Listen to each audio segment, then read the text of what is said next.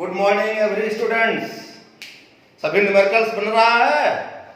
हाँ, आपका मैसेज भी आया था। हमने जो आपको होमवर्क दिया था, आपने उसका आंसर भेजा है, आपने सही ढंग से बनाया है और आप सब इसको ठीक से फॉलो कर रहे हैं। इस बात से हमको अधिक प्रसन्नता भी हुई है।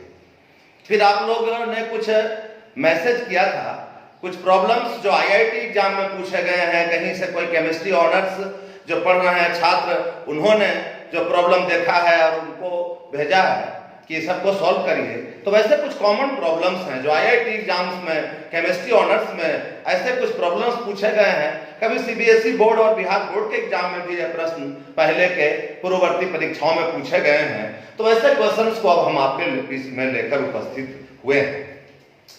ऐसा एक पहला क्वेश्चन है, एक प्रथम कोटि की अभिक्रिया को 20% कंप्लीट होने में, पूर्ण होने में 10 मिनट्स लगते हैं, तो इसे 80% पूर्ण होने में कितने समय लगेंगे? ऐसा एक फर्स्ट ऑर्डर रिएक्शन पर आधारित एक प्रॉब्लम है। तो चलिए इसको हम लोग पहले सॉल्व कर लें। यहां है कि प्रतिक्रिया को 20% पूर्ण होने में 10 मिनट लगते हैं। यदि इनिशियल कॉन्सेंट्रेशन 100 कहें तो a minus x after time t कितना है? 10 मिनट है। तो फिर फाइनल कॉन्सेंट्रेशन इतना समय के बाद इसका कॉन्सेंट्रेशन घट के कितना हो जाएगा? 20% रिएक्शन कंप्लीट हो रहा है, तो बच जाएगा कितना? 100 माइनस 20 बराबर 80। और तब इसमें 10% समय लगता है। तो इसका वेलोसिटी कांस्टेंट क्या हो जाएगा फर्स्ट ऑर्डर ऑफ रिएक्शन के लिए? क्योंकि वेलोसिटी कांस्टेंट के बराबर होता है 2.303 by 10 into 10 base log a by a minus x। 2.303 by t कितना है? 10 minute into 10 base log a है 100 और a minus x 80।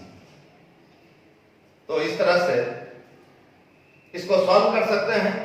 log 10 का मान 1 और log 8 को सॉल्व कर सकते हैं। कैसे? log 8 बराबर, थोड़ा सा इधर ध्यान दीजिएगा, log 8 यदि हम लोग को सॉल्व करना हो तो ये क्या हो जाएगा? log 8 बराबर, या ऐसे लिखना 10 base log 8 बराबर 10 base log 2 to the power 3 और log m to the power n बराबर होता है n log m। तो 3 into 10 base log 2 बराबर 3 into 10 base log 2 का वैल्यू बताए थे, याद रखने के लिए भी ट्रिक बताए थे, 0.303 0.30103 3 दहे 30 गुना कर दोगे तो आ जाएगा 0.903009। 0.9 भी लिख सकते हैं। अब हम लोग इसको और आगे सॉल्व कर दें तो ये हो जाएगा 2.303 by 10 into 10 base log 10 by 8 log m by n बराबर हो जाएगा log m minus log n। log 10 का वैल्यू 1 माइनस 8 का वैल्यू 10 base log 8 का वैल्यू 0.9 ऐसे भी लिख सकते हैं।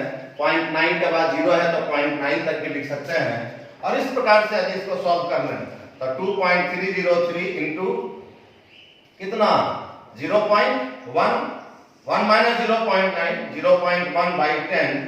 और अब इसको आसानी से सॉल्व कर ले सकते हैं।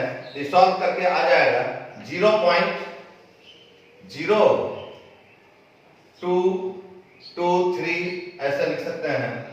0.23 ऐसे भी लिख सकते हैं। इतना क्या? मिनट।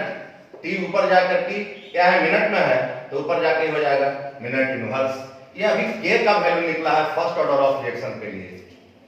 तो हम लोग जानते हैं कि किसी एथिक कोटि की अभिक्रिया के लिए k का मान हमेशा कांस्टेंट होता है। इसका हम लोग k निकाल लिए, रेट कांस्टेंट निकाल लिए। अब सवाल का दूसरा भाग है, इसे 80% पूर्ण होने में कितना समय लगेगा?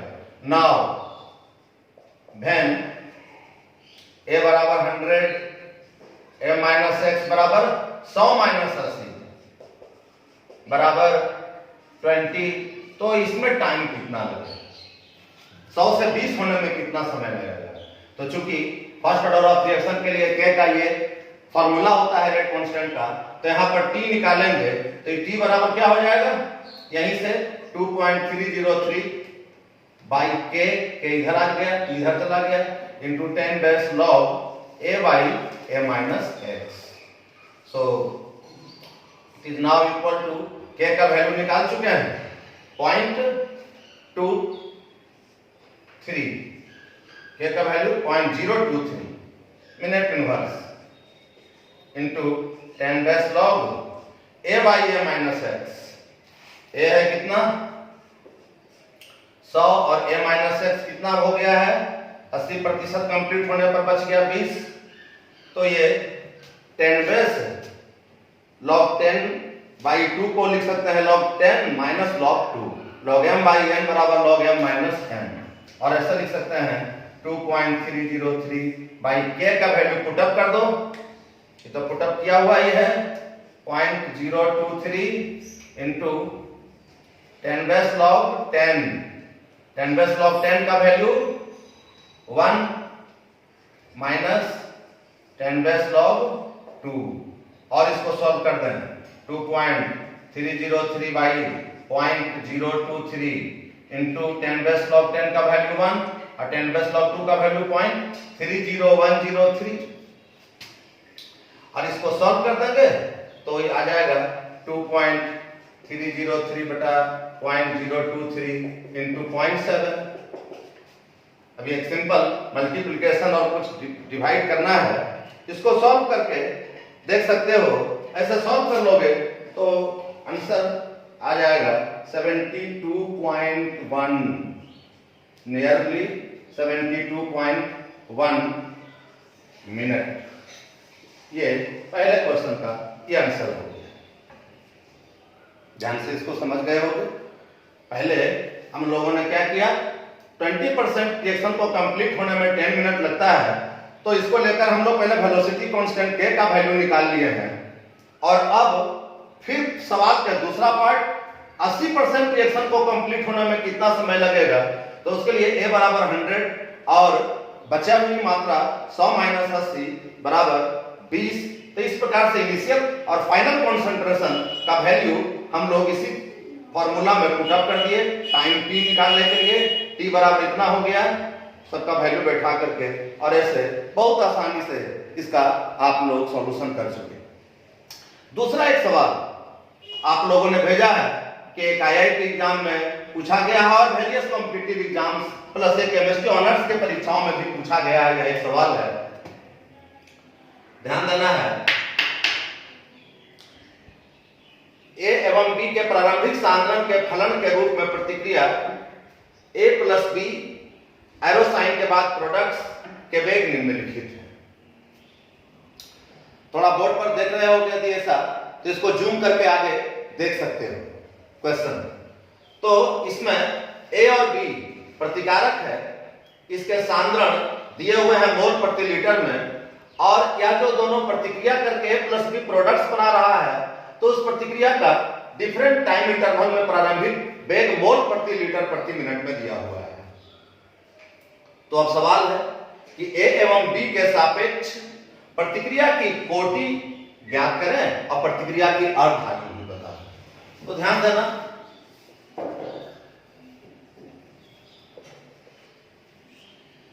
ध्यान दो कि यहां पर पहला और दूसरे डाटा पर पहले ध्यान दीजिए।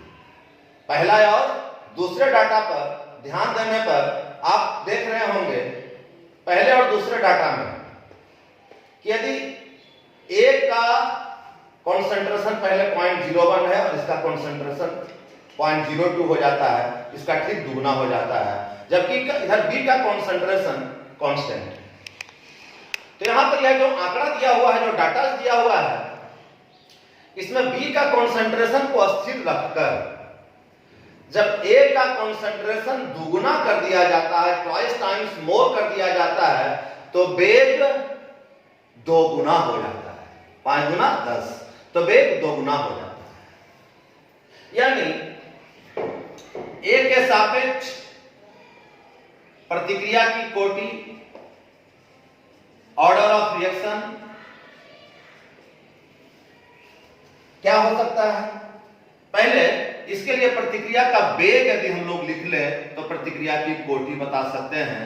यहां प्रतिक्रिया का वेग किस डाटा के आधार पर, पहला और दूसरा डाटा के आधार पर हम लोग पहले प्रतिक्रिया का वेग ऐसे यदि लिख रहे हैं पहला और दूसरा डाटा के आधार पर, तो इससे स्पष्ट है कि प्रतिक्रिया का वेग सीधा समानुपाती है concentration of A to the power 2 के।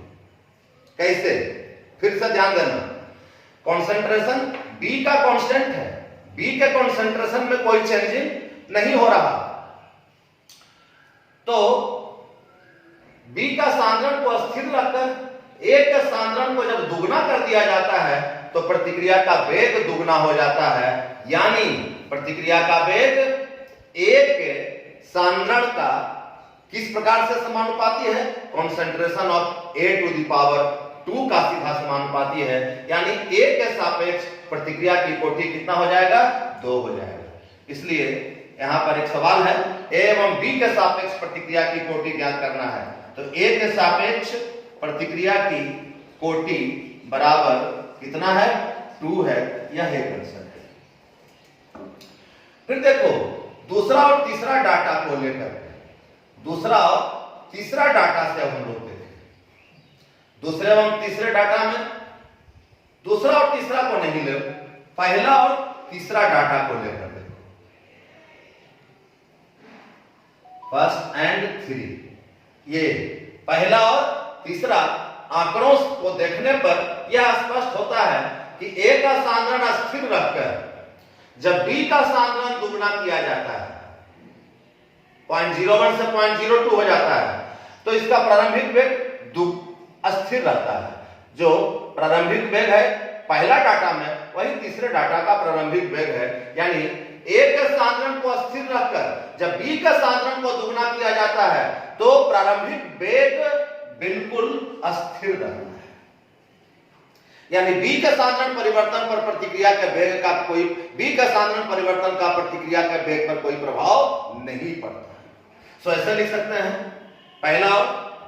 पहला और तीसरा डाटा से यह लिख सकते हैं कि इस प्रतिक्रिया का वेग समानुपाती है, डायरेक्टली प्रोपोर्शनल है concentration of B to the power 0 के, जिससे यह स्पष्ट हो रहा है कि B के सांद्रण परिवर्तन का, जब A का सांद्रण स्थिर है तो B के सांद्रण परिवर्तन का प्रतिक्रिया के वेग पर कोई प्रभाव नहीं पड़ता, अपरिवर्तित रह जाता है, इसलिए प्रतिक्रिया का वेग डायरेक्टली प्रोपोर्शनल होगा concentration of B to the power 0 के।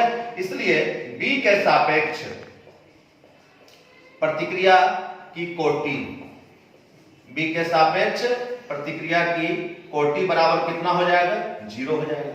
क्यों 0 हो जाएगा, क्योंकि you have already known according to your theoretical concept that order of reaction is equal to the algebraic sum of the indices of concentration terms, कि वेग समीकरण में प्रतिकारकों के सांद्रण के घातांकों, इंडिसेस, पावर्स के योगफल को ही प्रतिक्रिया की कोटि कहा जाता है। तो A के सापेक्ष प्रतिक्रिया की कोटि 2 है और B के सापेक्ष प्रतिक्रिया की कोटि 0 होगा, और इसलिए ओवरऑल दिस रिएक्शन, इस प्रतिक्रिया, संपूर्ण प्रतिक्रिया A और B दोनों को लेकर संपूर्ण प्रतिक्रिया की कोटि समानुपाती ऐसे लिख सकते हैं, concentration of A to the power 2 into concentration of B to the power 0, और तब प्रतिक्रिया की कोटि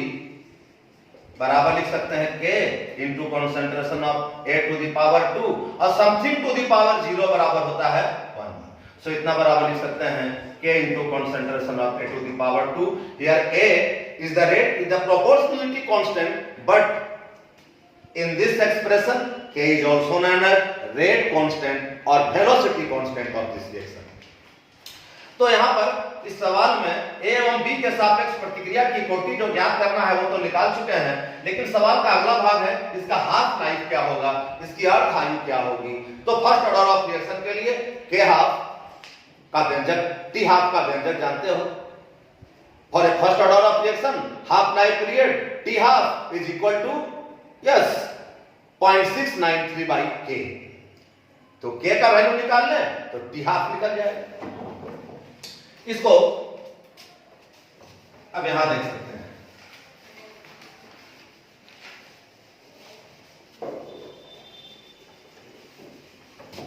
बचा हुआ भाग को आप समझ लो। फिर से इसको ले रहे हैं, प्रतिक्रिया की कोटि, ये तो प्रतिक्रिया की कोटि नहीं,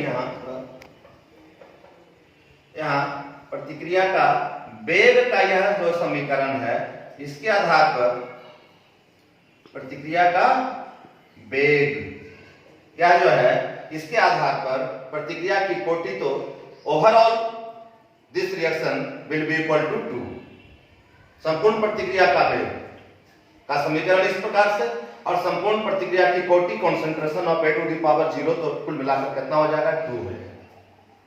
अब इस वेग समीकरण से यदि k का मान निकालना तो प्रतिक्रिया का वेग कोई ले लो, यदि ये ले लेंगे तो a का कॉन्सेंट्रेशन ये लेना पड़ेगा, यदि ये लेंगे प्रतिक्रिया का वेग तो a का कॉन्सेंट्रेशन ये लेना पड़ेगा।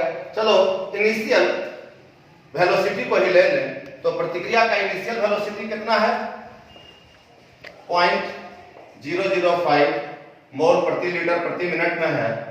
ये प्रतिक्रिया का वेग है इतना, बराबर k into concentration of A। जब यह प्रतिक्रिया का वेग है तो A का सांद्रण है 0.01 का होल स्क्वायर, A स्क्वायर है तो हो गया इतना का होल स्क्वायर, बराबर लिख सकते हैं k इंटू 0.1 गुना 0.1, तो k बराबर हो जाएगा क्या, 0.005 डिवाइड बाई 0.1 गुना 0.1, और इसको सॉल्व करने पर क्या आ जाएगा, 0.5। तो k का मान निकल गया 0.5 मिनट इनवर्स, इसलिए T हाफ और first order of reaction is equal to 0.693 by K. 0.693 by के का वैल्यू है 0.5, और इसको सॉल्व कर दोगे तो आ जाएगा 1.386 minute, and this is the required answer of half life period of this very reaction. Now समझ गए इसको क्या करना है कि A एवं B के सापेक्ष प्रतिक्रिया की कोटि इस डाटा के आधार पर निकालना था। तो हम लोगों ने क्या किया कि देख रहे थे पहला और दूसरा डाटा से कि जब B का कॉन्सेंट्रेशन को स्थिर रखकर A के कॉन्सेंट्रेशन को दुगना किया जाता है तो प्रतिक्रिया का वेग भी दुगना हो जाता है, और इसके अनुसार प्रतिक्रिया का वेग समीकरण will be directly proportional to the concentration of A to the power 2। A के सापेक्ष प्रतिक्रिया की कोटि 2, प्रतिक्रिया का वेग B के सापेक्ष क्या होगा, इसके लिए पहले और तीसरे डाटा से देख रहे थे कि A का कॉन्सेंट्रेशन स्थिर रखकर जब B का कॉन्सेंट्रेशन दुगना भी किया जाता है तो प्रतिक्रिया का वेग अप्रभावित रहता है, यानी B के सापेक्ष प्रतिक्रिया का वेग कितना हो जाएगा, 0 हो जाएगा।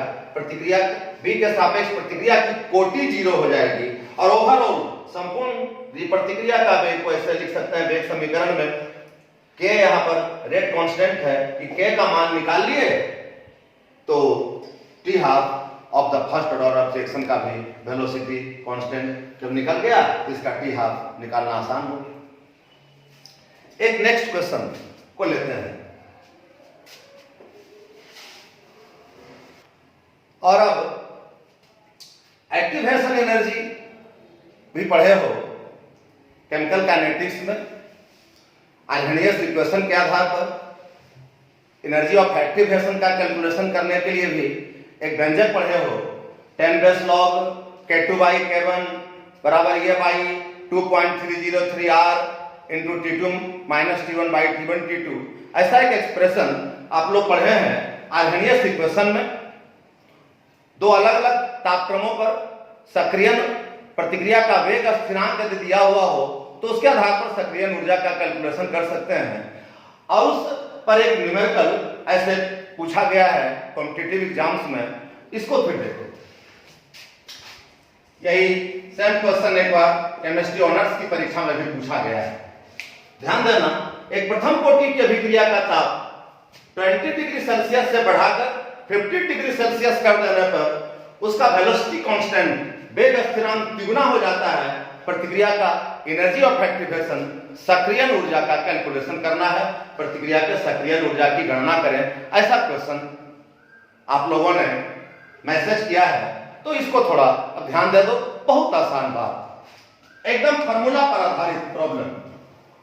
सवाल है for a first order of reaction T1, पहला टेम्परेचर है 20 डिग्री सेल्सियस, केल्विन में इसको कन्वर्ट कर लेंगे तो क्या करेंगे, 273 को ऐड करना पड़ेगा, ऐड करके कितना हो जाएगा, 293 केल्विन। सिमिलरली T2 बराबर है 50 डिग्री सेल्सियस, केल्विन में हो जाएगा 273 पर 50 केल्विन, तो कितना हो जाएगा, 323 केल्विन। T1 जब टेम्परेचर दिया हुआ है तो इसका वेलोसिटी कांस्टेंट क्या है, तिगुना हो जाता है। यदि T1 टेम्परेचर पर वेलोसिटी कांस्टेंट K1 हो और इसका वैल्यू को K कहें, तो T2 टेम्परेचर पर K2 क्या हो जाता है, तिगुना हो जाता है, 3 टाइम्स मोर हो जाता है। पहला वेलोसिटी कांस्टेंट को T1 टेम्परेचर पर K1 का वैल्यू K है, तो T2 टेम्परेचर पर K2 का वैल्यू 3K हो जाता है, इसका थ्राइस टाइम्स मोर हो जाता है। और ऐसे स्थिति में क्या निकालना है, एनर्जी ऑफ एक्टिवेशन, ये बराबर था, you know from Arrhenius equation, temperature dependent Arrhenius equation का फॉर्मूला है, क्या है, 10 base log K2 by K1 बराबर ये बटा 2.303 R into T2 minus T1 by T1 T2। इसी फार्मूला पर आधारित यह प्रयोग मान बैठा दो, 10 base log K2 3K K1 K, ये निकालना ही है, 2.303 R का value, you no R is the gas constant here. Different unit में गैस R कांस्टेंट का मान अलग अलग होता है। डिफरेंट यूनिट में गैस कांस्टेंट जिसको R से इंडिकेट करते हैं, इसका वैल्यू अलग अलग होता है।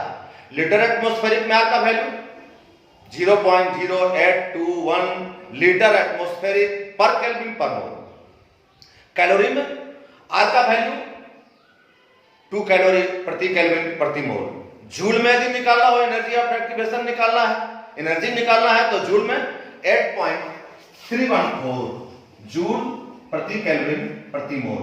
सो R का वैल्यू को हम लोग यहाँ जूल में ले रहे हैं, तो एनर्जी ऑफ एक्टिवेशन का जो वैल्यू होगा जूल में प्राप्त कर सकते हैं। कैलोरी में लेते तो 2 कैलोरी प्रति केल्विन, तो कैलोरी में इसका वैल्यू निकाल सकते थे। तो हमने इसको किस में लिया है, जूल में लिया है। R is a gas constant, it's value is almost constant and it is equal to 8.314 joule प्रति केल्विन प्रति मोल। Now T2 323 minus T1 293 kelvin by T1 T2 293 into 323 और K कट गया। 10 बेस लॉग 3 का value कितना, 10 base log 3 का value 0.4771। इसको आप ऐसे लॉग टेबल से भी देख सकते हैं। और यदि क्वेश्चन में लॉग या वैल्यू नहीं दिया हुआ रहता है तो लॉग टेबल मिलता है। यदि लॉग टेबल अब सप्लाई नहीं होता एग्जाम में, तो क्वेश्चन में ऐसा कुछ जो रिक्वायर्ड वैल्यू है लॉग का, वो क्वेश्चन में दे दिया जाता है। लेकिन लॉग 1 2 3 सब याद रखोगे। 10 लॉग 10 का वैल्यू 1, log 2 का वैल्यू 0.30103, log 3 का वैल्यू 0.4771।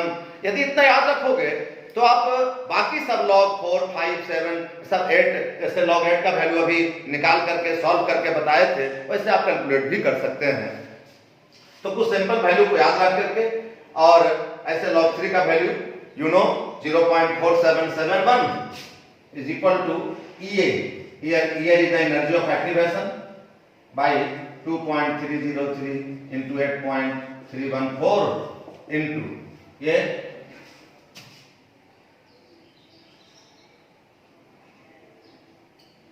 by 293 into 323.